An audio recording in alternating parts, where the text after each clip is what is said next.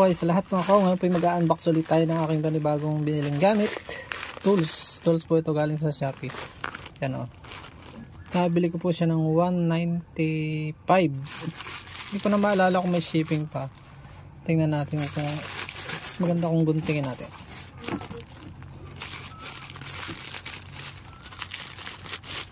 Oops. Magganit-ganit na. Kamay na lang natin. Yan o. Wow, naka-bubble wrap pa. Meron na po akong ganitong tools, kaya lang ay kulang sa ano. Nabighani ako nung makita ko ito sa Shopee. Dahil talaga namang napakadami ng kanyang features na ano, nung purpose niya. Hindi tayo basta po nabili ng mga gamit nang walang purpose. May vlog pa, di ba? So, yun, hindi naman masama ang bumili po ng bumili, basta may pambili. Di ba, may laruan ka pa naglaro pa yun. So yun po, para sa mga nabighani po ako dito. Ano ba itong nabili ko? Isa siyang multi-purpose, wala naman dito sa description yun. Basta nabighani ako dito. Japan, may Japan ng alam niyo naman pagka mga Japan ng style kabighani siya. Tools siya. Sana natin, tatago ko na lang ng hindi masira agad. Masisira lang gamit sa mga manghihiram na hindi na nagsusuli. Hindi ko ito i-display sapagkat medyo may lasa po ang presyo. Yan yan, ang ganda nito ang ganda niya. Meron siyang parang ibon kita niyo nakakatuwa mga ko, mapapawaw ka sa diba?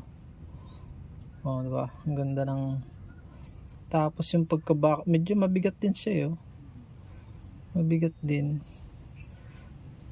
Yung nabili kong isa dati po, tanggalin ko to, ay walang ganitong lock ito pwede pa siyang pang plais ito ay nakaganon lang. Hindi ko lang makita yung tools kong unang nabili. Parang mapuputol siya ito. Hindi nakita nyo yung mabuti may butas. Kung ano yung size nung baligtaran, ganun din yan. Kung ano yung butas nung kawad, halimbawa ito, di sakto lang doon. Kung ano yung size nung butas, subukan nga natin dito sa isa. Ito naman, maraming gamit siya kaya akong tuwa. Parang may knife do sa may knife do sa gitna. Pag ganito, hindi mo na siya kakamay ng ganun.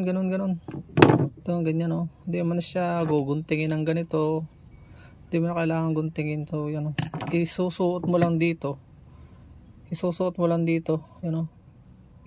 At mahihati na siya, hati agad di ba?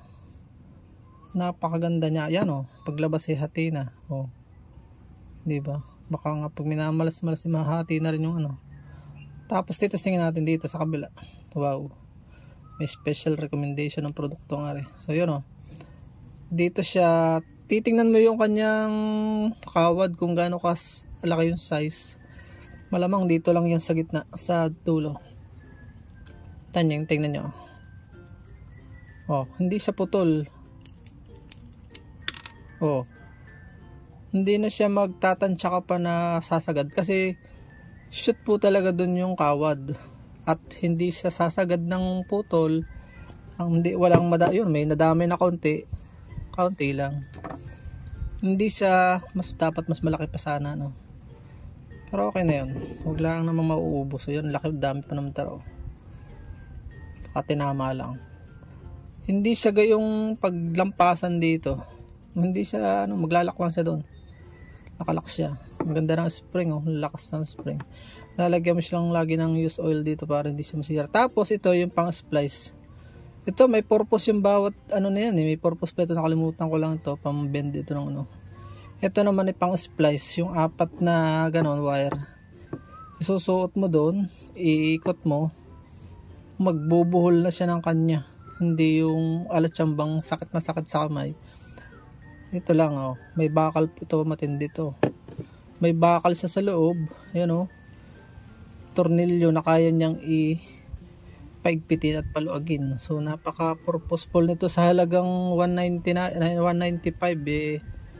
Sulit na sulit ka na, may vlog ka pa, di ba? Naging vlog ang habol. So lahat, hindi po biro, lahat na ating binibili ay multi-purpose. Hindi lang tayo nagba-vlog. Gusto nating makapagbigay ng information sa ating mga binibili. Yan o, may number. So, may number pala yun siya. Nakalimutan ko sabihin. May sukat to, yun o. 2.6 ba yan? Labo na ng mata. 2.0, 1.6, 1.3, 1.0.3. Yun yung mga sizes ng wire na pwede nating putulin dito sa ano nito. Napakaganda nito. At may isang comment na electrician kaya ako napabili agad, ano. Kaya ang ganda pa ng puluhan niya, purong bakal yan sa loob. Binalutan lang ng itong anong ito. Safe na safe ka. So yan oh. Dami may natutunan po ka. Ito pa pala oh. Bago ko makalimutan, meron siyang knife. Kung mga gawaing ano, kailangan ng knife na wala ka, hindi ka na magdadala. Oh, di ba? Oh. Matalas din oh. Oh, natalab din.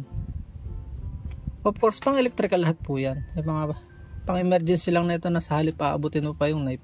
Eh hindi na. Nandito na yung all-in-one na. So ilalak natin at tapos na po ang ating vlog. Hanggang sa marami pa tayong i-unbox sa binibili na mapagkapupulutan nyo ng aral. Ano. Hindi ko may pangakong malalagay ko yung link pero itong itsurang ito isa lang naman po yan eh. Nagkakaiba lang po yan sa mga shop. Tingnan nyo na lang po sa description. Ito yan oh. Basta ito tanso ito. Hindi na siya lugi do sa price 195. Sa province yan eh, baka mga 200 plus yan. So, i-deliver pa sa bahay mo, di ba? Napakaganda. Yun, naway nakapagbigay po ako ng kaalaman sa inyo mga kawaw. Hanggang sa muli nating unboxing ng mga makabuluhang mga gamit sa bahay. So, hindi to sa kaluhuan, kundi ugali ko talaga. Ako po yung nag-iimbak ng gamit dahil balang araw, ang hirap nang bumili kung malaki na yung inyong pangailangan. Itong mga malilit na bagay na mahalaga akin pong binibili para hindi ko na iuupa pa yung mga kayang-kaya na mga ito. Katulad dito mga ganito. Hindi ko na iniuupa yan. Simple negative positive lang naman yan. Kayang-kaya ko na po yan sa grasya at habag ng Diyos. Karunungang nalaman natin ng kaunti. So yun. Yun lang. Hanggang sa muling po nating unboxing stories. Bye bye and God bless.